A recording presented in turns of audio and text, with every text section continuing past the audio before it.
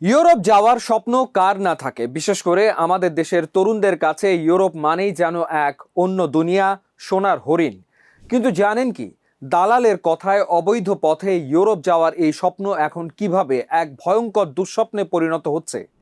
ইউরোপের কড়াকড়ি আইন, নতুন সব নিয়ম এবং কঠোর বাস্তবতার কারণে লাখ লাখ টাকার মিশন কিভাবে ব্যর্থ হয়ে যাচ্ছে। আজকের ভিডিওতে আমরা জানবো ইউরোপের বর্তমান আসল চিত্রটি। আমাদের দেশে ভালো চাকরির অভাব, কম বেতন আর ভবিষ্যৎ নিয়ে অনিশ্চয়তার কারণে তরুণদের প্রধান লক্ষ্য হয়ে দাঁড়ায় ইউরোপ।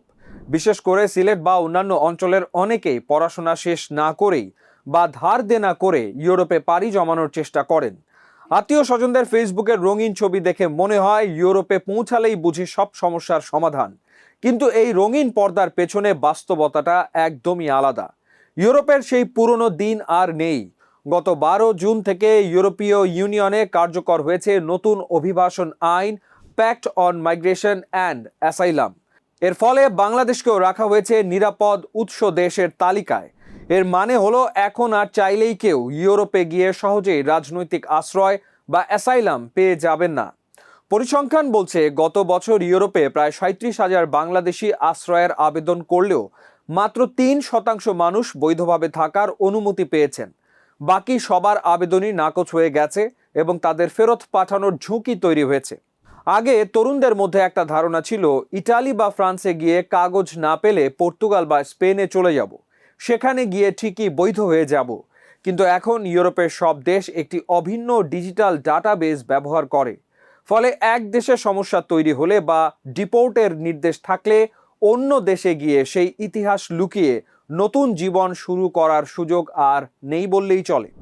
এমনকি পর্তুগালের জনপ্রিয় ম্যানিফেস্টাসিও ডি ইন্টারাসে বা সহজ উপায়ে বৈধ হবার পুরনো আইনও বাতিল করা হয়েছে। আর বিয়ে করলেই যে রাতারাতি নাগরিকত্ব বা কাগজ মিলে যাবে, এই ধারণাও এখন সম্পূর্ণ ভুল। লিবিয়া হয়ে ভূমধ্যসাগর পাড়ি দিয়ে ইটালিতে যাওয়ার সেই ভয়ানক পথ এখনও অনেকে বেছে নেন। কিন্তু এই পথে জীবন হারানোর ঝুঁকি কতটা ভয়ঙ্কর তা আপনারা সবাই কম বেশি জানেন। ইউরোপীয় ইউনিয়ন এখন অবৈধ অভিবাসীদের ধরতে রেকর্ড পরিমাণ জোরদার অভিযান চালাচ্ছে এবং হাজার হাজার মানুষকে প্রতিদিনই নিজ দেশে ফেরত পাঠানো হচ্ছে। দালালের পেছনে লাখ লাখ টাকা খরচ করে ভূমধ্যসাগরে জীবন বাজি রেখে ইউরোপে গিয়ে যদি শেষ পর্যন্ত খালি হাতে ফিরতে হয়, তবে এর চেয়ে বড় ট্র্যাজেডি আর কি হতে পারে। ইউরোপের পরিবর্তিত অভিবাসন নীতি ও কঠোর সীমান্ত সুরক্ষার এই বাস্তবতায় বাংলাদেশি অভিবাসীদের সামনে অন্যতম বড় চ্যালেঞ্জ হয়ে দাঁড়িয়েছে ইউরোপীয় ইউনিয়নের রিটার্ন হাব বা বহির্গমন কেন্দ্র গঠনের পরিকল্পনা এবং জোরপূর্বক প্রত্যাবাসন প্রক্রিয়া।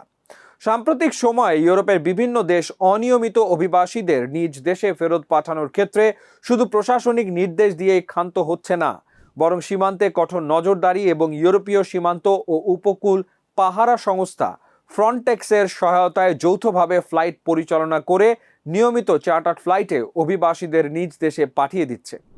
এর ফলে যারা অবৈধ উপায়ে সীমান্ত পাড়ি দিয়ে বা ভিসার মেয়াদ শেষ করে ইউরোপের ভেতরে লুকিয়ে থাকার চেষ্টা করেন, তারা এখন সার্বক্ষণিক গ্রেফতার ও বহিষ্কারের আতঙ্কের মধ্যে দিন কাটাচ্ছেন।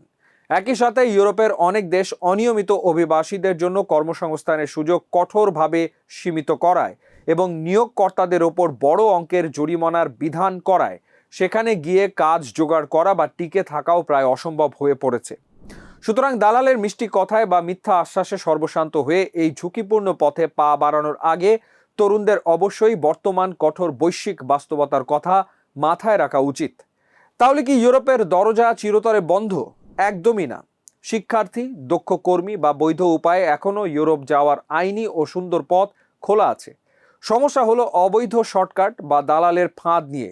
তাই না বুঝে জমানো টাকা বা জমি বিক্রি করে ঝুঁকিপূর্ণ পথে ইউরোপ যাওয়ার চিন্তা মাথা থেকে ঝেড়ে ফেলুন।